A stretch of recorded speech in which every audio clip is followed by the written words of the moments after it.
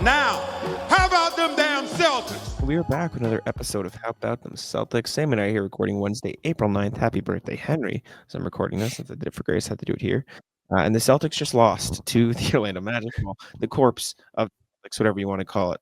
A tough loss for the Celtics in their final road game of the season.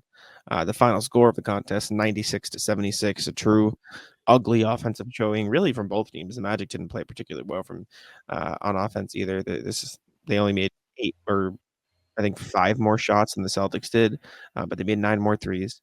Celtics were without their entire top 6. No Jason Tatum, Jaylen Brown, Drew Holiday, Derek White, Kristaps Porzingis, or Al Horford. They rolled out a starting lineup of Payton Pritchard, Baylor Scheierman, Sam Hauser, Torrey Craig, and Luke Kornet, and that just was not enough to get the job done.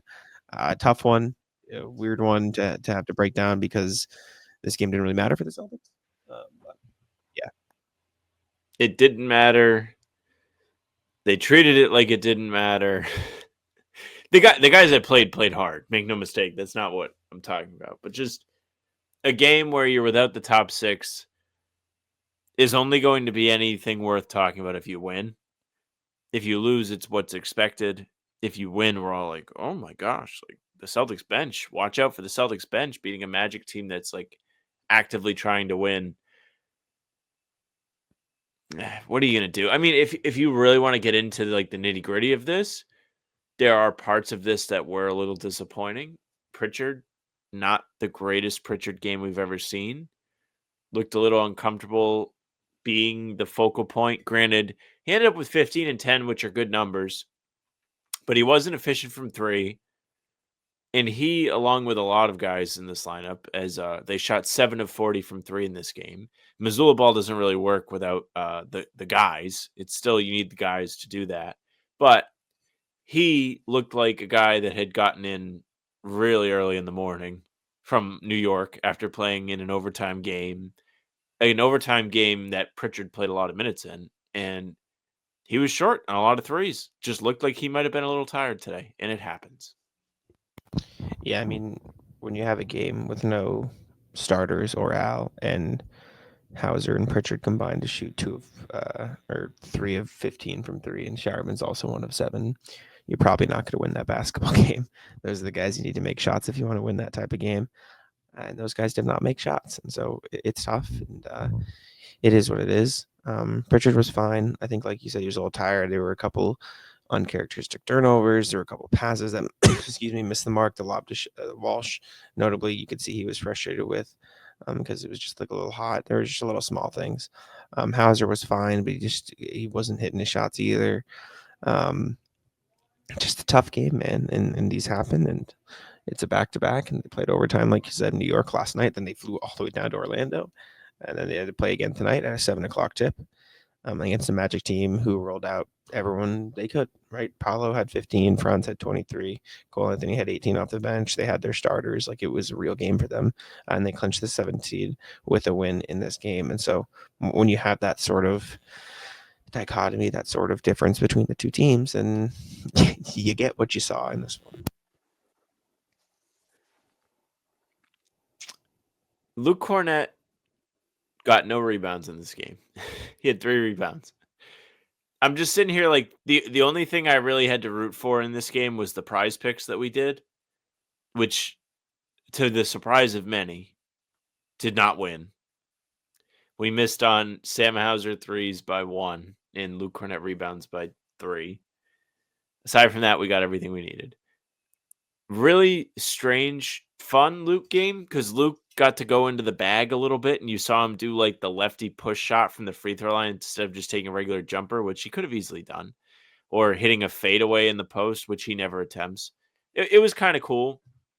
He continues to miss dunks, which I think has something to do with the accuracy of the passes he is being thrown for these dunks on the lobs, but he hasn't quite looked as effective at that one thing. The alley-oop dunk hasn't been kind to Luke, but I think that has a lot to do with just the personnel that were out there today. I don't think we should be sitting here worried about it.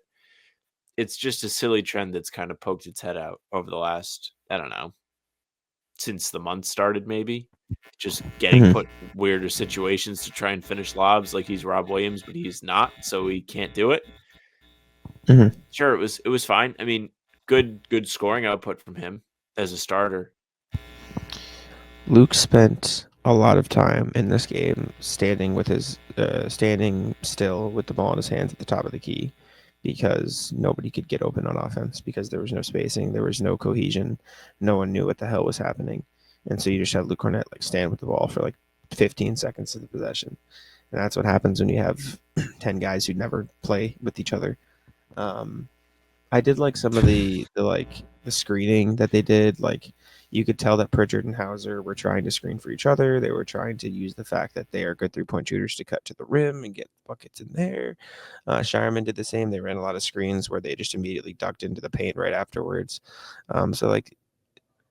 They were doing the right things. And for what it's worth, I think a lot of the threes they did take were pretty good threes. They just weren't falling. And so I think the process was there, but the results don't always follow the process, especially when you get a group of guys like this, half of whom played a ton of minutes last night and the other half who never play minutes in the first place. But before we continue, I need to tell you about PrizePicks, which we were just talking about. Tell us. The best place for all your needs this sporting season. PrizePicks is the best place to get real money sports action.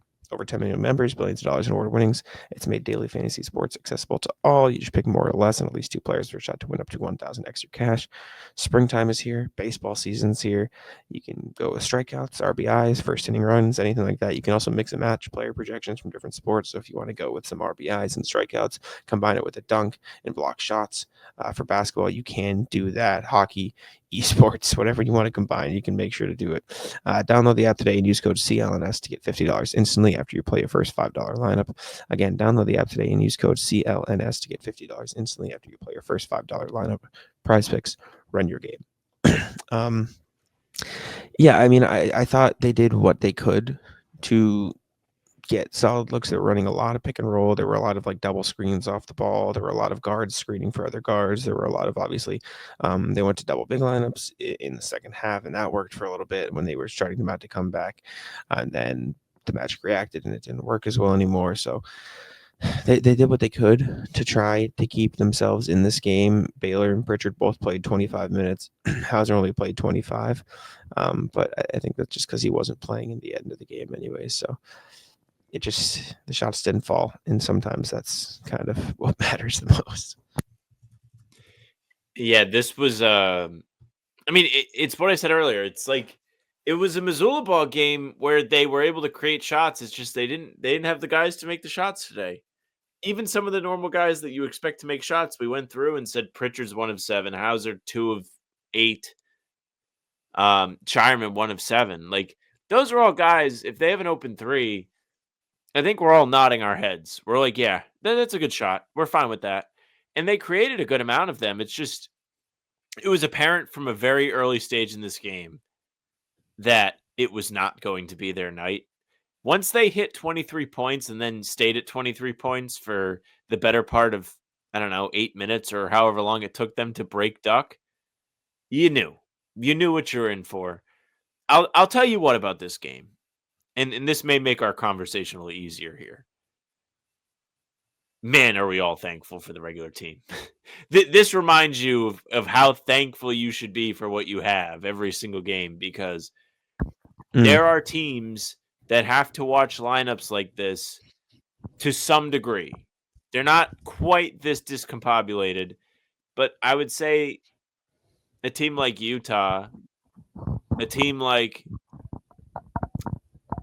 Washington, and the list goes on, have not a lot to look forward to every time they put a game on. I felt like Toronto should have been in there, and I got stuck on them for a minute. Brooklyn would be another great team. You can just sit and think about. You could have said Brooklyn. You could have said Philly this year. You could have said the Pelicans this year. I was just laughing because you used the list goes on. I struggled. More teams. Yeah, I struggled. I certainly did. I just got stuck. I was like, Toronto's not as bad as I think they are. That's why I got stumped. But the message remains the same, where there may be years down the line where you're watching Celtics basketball that is similar to this on a regular basis. So don't take it for granted. This game also made me think of like 10 years ago when this is the biggest, like, deep, just no correlation at all.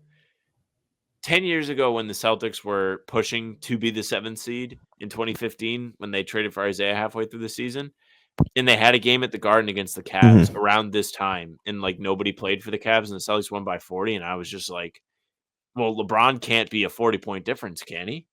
He certainly could be. So just brought me back. LeBron can be Full circle moment. for sure. Yeah. Yeah, man. I mean, the 15 turnovers didn't help. Certainly, I know 8 of them, I think, were in the first quarter, so they were just sloppy there. And I think the other thing for me is it only showed up in the box scores 12. It felt like the Magic got like 30 offensive rebounds in this game. Like every time the Celtics even got close to a stop, they just jumped higher than Boston did and beat them to the ball. And you could see Missoula like wincing on the sidelines, like he was not thrilled at some of those plays. We can go down the line. I know we talked about a few individual performances. We talked about Pritchard, Kornet, Hauser, Scheierman a little bit. Torrey Craig was pretty ineffective. He hit the glass, which was good. He had a couple blocks, but he didn't look great. And we don't have to spend too much time on him because I feel like the developmental guys are more impressive. Let's start on a positive note. I actually thought Miles Norris looked pretty good in this game. The shot looks clean. Good. The shot looks confident. First buckets as an NBA player, first buckets in the NBA, first buckets for the Celtics. It felt like he was comfortable rising up. There were a couple plays where maybe he did a little too much, like when he went for that putback dunk and he didn't. No, that was sick. But for the half second when he looked like he was about to do it, I was like, oh my God. I audibly went, oh my God, in my living room. I thought he was about to do the sickest putback that would have made the 48 minutes of basketball that I sat through absolutely worth it. But no, sadly, he's not that guy. No, he did not. Sadly not. But I thought he looked good. I actually thought he looked pretty good in his 90 minutes. So encouraging. He's got the size. Clearly, he's way bigger than the 6'7". I don't even know what he's listed at, but he's like 6'10". Like he's a big dude, which is good. I like Miles Norris. I agree with you. Biggest take was shot looks really smooth. Almost looked like Melo, the shot. I don't know why that's where my mind immediately went, but kind of similar form, very to the point release, very good. Liked it. 2 of 4 from 3. Good extended minutes debut for Miles Norris. Good for him. Happy he actually got the opportunity to run. Biggest play of this game is the Nemi dunk. Has to be. Nemi, it was the poster equivalent of the Chris Paul hits a huge 3 to cut the lead to 40 or whatever it was. Because Nemi throws down this colossal dunk over Wendell Carter Jr., celebrates, chest bumps the backboard, and you looked up at the scoreboard. I panned my eyes down to the score bug on the NBC Sports Boston broadcast, and it was like, oh yeah, they're down 19 still. Huge. Yes. I have an image that I need to show you, and I'll describe it for the audio. For the audio listeners. I'm excited for this. Sam, have you ever seen this image? I assume you have. For audio listeners, I am showing an image of 2 houses. One is a bright pink, happy house, and one is a black, like sullen, depressing I've house. never seen this before, actually. So this is like if Voldemort and Barbie moved in next to each other, or if Despicable Me, like the villains and the people, like had 2 different houses. This was Nemi in this game. That's what Nemi was. Because he was the pink house? No. He was both. No? He was both. Oh, he was both. Okay. For the first, like, Nemi's first stint, horrendous. just never in position, got absolutely torched, couldn't get a rebound, even though he's 7 feet tall. Like, could not stay, with this guy, was getting cooked, was somehow, like, being out of position in the paint. Like, both feet were in the paint the entire time, and they still got around him, which doesn't make any sense. And then the second stint comes around, and he, moves his feet and stays in front of a guard. And he throws down a big dunk. And he, puts himself in the right position to get another shot. And you're like, oh, you start to see it again. And then he misses a rebound and lets it go to Corey Joseph over his head. And you're back to like, okay, wait, what the fuck? it is the ultimate, like, you never know what you're going to get with Nemi, but you always know what you're going to get with Game Time, which I do need to tell you about here real quick before I let Sam talk about it, just because we're at that point in the programming where if I don't get it in now, then we're going to monologue for another 3 minutes, and it's not there. But Game Time. Game Time. Is the I best feel place bad for for all the your people that bought tickets to this game to see the Celtics. Indeed. But never feel bad using Game Time. Game Time, best place for all your ticketing needs. NBA playoffs are rolling around, so you need to make sure to have the right, service to use, and Game Time should be that service. You can use it for NBA playoffs, like I just said. You can use it for concerts. You can use it for baseball games. You can use it for comedy shows. Anything you can possibly think of, they'll have a Game Time. Let's take a look at the World Cup. World Cup's coming to Boston next year, I believe. But you don't want to miss it, because Game Time is the World Cup is going to go very fast. But I'm in Orlando as I'm recording this, so you can see here at the Orlando's soccer stadium, which I believe is right over there. I walked past it today. You can see where you're going to sit. You can see the sort of view you're going to get for that sporting event, so you can see exactly what's going to go down. You can also toggle on and off the feature that shows you exactly the fees you're going to pay. On top of that, you get services like the lowest price guarantee, or Game Time will credit you 110% of the difference. And then Game Time ticket coverage means your purchase is covered with the most flexible customer service plan in the ticketing industry. So take the guesswork out of buying tickets with Game Time. Download the Game Time app, create an account, and use code CLNS for $20 off your first purchase. Terms apply. Again, create an account and redeem code CLNS for $20 off. Download the Game Time app today. Last minute tickets, lowest price guaranteed. But now I will let you talk about Nemi after I got the ad read. I mean, I didn't watch this game with the Nemi microscope on, but he was fine. Thought he was fine. He has his moments every single game. That is why Nemi does not consistently play real minutes on this team. I just love that you come to play no matter what. Like, not overall. Overall, we're both expected to come to play. Don't make any mistake about it. But when it's time to hate Nemi, you're pulling the laces tight, and you're ready. It's not even hating Nemi. It is just watching the game. I visibly watched Joe Mazzulla get pissed off when Nemi fucks up for 7 possessions in a row. It's not hating Nemi. I said he was good in the second half. It's just he was bad in the first half, and that's why he's not regular rotation player. And it's fine. It's just that's his biggest thing to get over. He's not consistent. While we're hating, sure, JD, bad. Indeed. Anytime I've ever watched him play bad, I know he does well in the G League. The award did not happen. He doesn't do well in the G League. He is the best G League player I've ever watched in my 2 eyes, which makes it insane. Right, that. But then he puts on the jersey that says Boston on it, and he's playing like me. I truly think this is a case of it is difficult for him to adjust to a role where he's not being asked to do everything. It might take him out of his regular rhythm. He might not be as effective at that.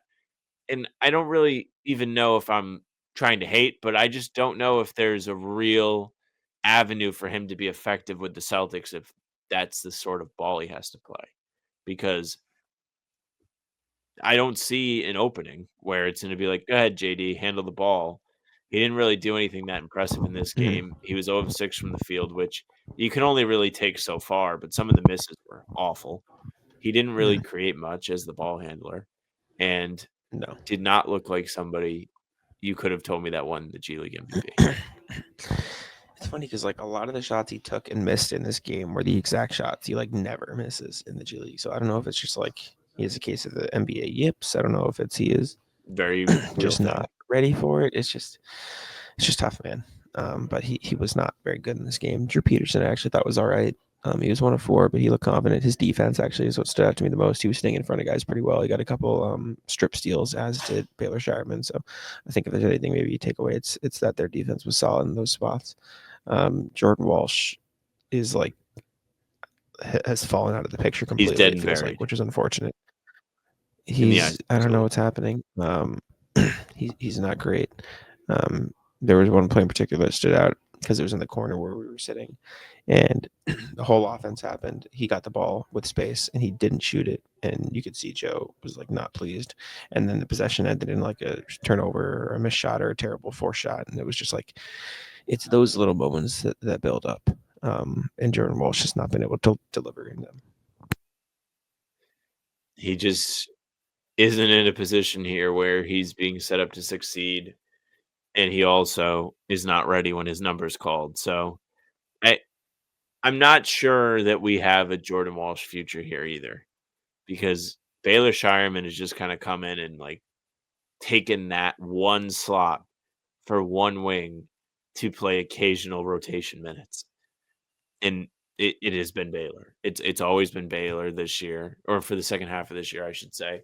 I think Walsh got plenty of opportunities earlier in the season.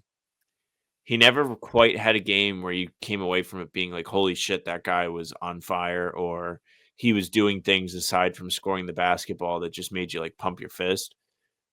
Not only has Scheierman had scorched earth games, but he does have the occasional game where you just like, wow, like he really does a good job of making the right read. He really keeps the offense connected. And this wasn't intended to be a holy shit, Baylor Scheierman so much better than Jordan Walsh. But I think that's where we've come and where we've ended, because you can just look at one category in the box score and it'll tell you everything you need to know. Minutes. In a game where nobody played, Baylor Scheierman ends up with 35 minutes and Jordan Walsh ends up with 9 minutes. What is this, 9 months after the two of them were playing Summer League in Vegas, and we were like, watch out for Jordan Walsh. He's going to have a huge Summer League. And he didn't. And we're all confused. And here we are. So. Yeah, Jordan Walsh has not been very good. It's tough to take a game like this. Like I asked Joe after the game, like, how much do you look at guys in these games and see if they can hone in on or focus in on individual skills that maybe they can help grow them into rotation players? And he was basically like, one game doesn't matter. Like we've seen what they've worked on all season. And then I was like, how different is it watching it in a real game versus practice? And he said, not really different at all. And I actually think he gave a pretty good answer, but it was just like, there's only so much you can do. But do you have anything else you want to talk about? I think that just does it. I hated this game. Like this is the worst game ever. It had potential because if they played really well, you could come out of it and be like, this rocked. But when it went the way we kind of thought it would go, this game sucked. Indeed. Well, appreciate y'all for tuning in. Make sure to leave a like, subscribe, and go ahead, Sam. Thank you very much for listening and watching. All three of you that probably clicked on this video today, because I mean, we don't particularly care about this game. I'm sure people didn't care enough to click. But nonetheless, we do care about all the videos we put on the channel. We do put in a lot of work. We're putting stuff up every single day. Full pods drop Tuesday, Thursday, Sunday. Game recaps are up the morning after each game. And other videos are on the channel in between to keep you up to date with all things Celtics. You don't want to miss any of it. Subscribe and hit the bell. We're also doing pregame live on the channel a half hour before each tip-off. So come hang out in the chat. It's a ton of fun. Really good people in the chat. We're doing our prize picks there. You can watch us lose, and we can watch us inexplicably just never get put in a good place in GeoGuessr. It's getting bad. You can find us on Spotify and Apple too. All pods and recaps are up there. So if you just want the audio versions, go ahead, follow. They'll go right into your feed. Leave a 5-star review. We'd appreciate that very, very much. And again, we will be pumping out all the content in the playoffs. So we're ramping up. You guys ramp up. Hit the follow buttons. You can also email us, hbtcpod@gmail.com. Tell us how you're feeling heading into the playoffs. Tell us who you would like to see the Celtics match up with. Did this game move you at all? Probably not, because there really wasn't a real sample to look at. Our socials are at How About Them C's. Twitter, Instagram, TikTok, Facebook's the name of the pod. All streams are there. They're on YouTube. They're on Twitter. Twitter's at Jax1NBA. Mine's at Sam LaFrance NBA. That's it for us. Bye. Taco, come on. Taco's having some fun here. That is bogus. These guys are ridiculous.